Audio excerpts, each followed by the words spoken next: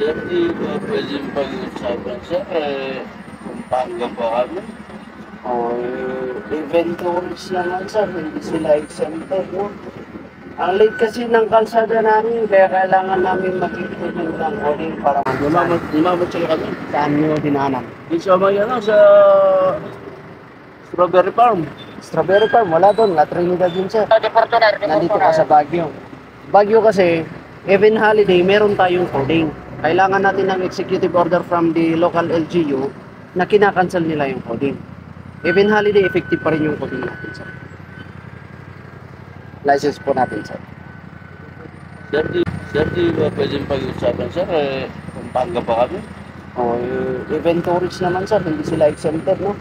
Ang late kasi ng kalsada namin, kaya kailangan namin mag-implement ng coding para mabawasan natin yung sasakyan. Ano ba yung sir, kukunin mo yung decision? Hindi, mag-i-issue lang ako sa iyo sir ng ticket. I-clear mo na lang dyan sa police station sa baba ng SMU violation.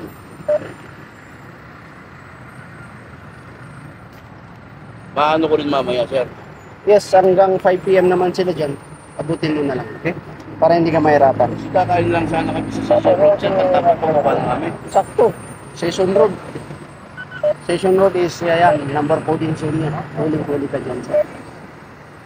Akin na license, sir.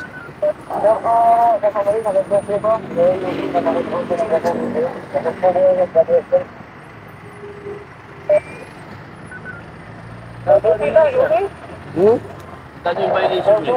Yan lang hindi ko masasagot, sir. Try mo na lang dyan. Hindi naman to umabot ng 1,000 kasi traffic citation ticket ito from the LGU ng Baguio. Okay?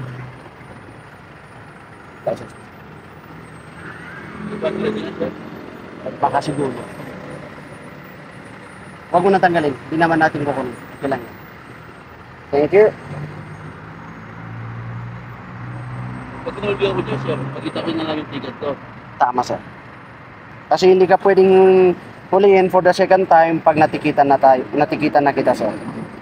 Once ka lang mahuli.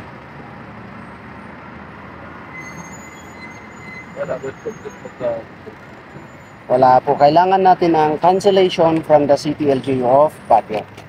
Pero ngayon, hindi po nila kinancel, kaya pasensya na. Okay? Thank you, sir.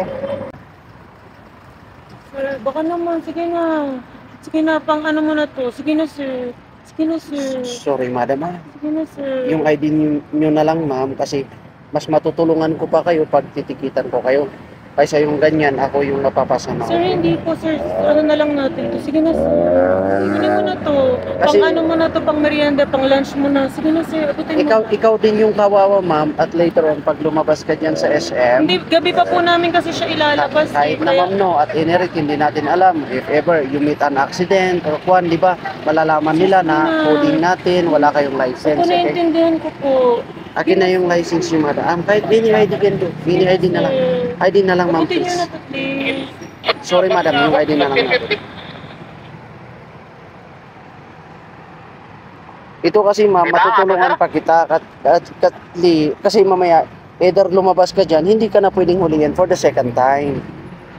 Okay? Pasensya na, mama. Oh. I-clear mo na lang dyan sa office namin yung violation natin, okay?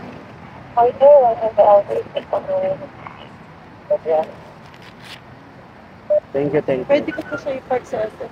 Pwede po, ma'am. Pag sinita ka for the violation of coding, ipakita lang natin yung ticket ko. Okay, ma'am?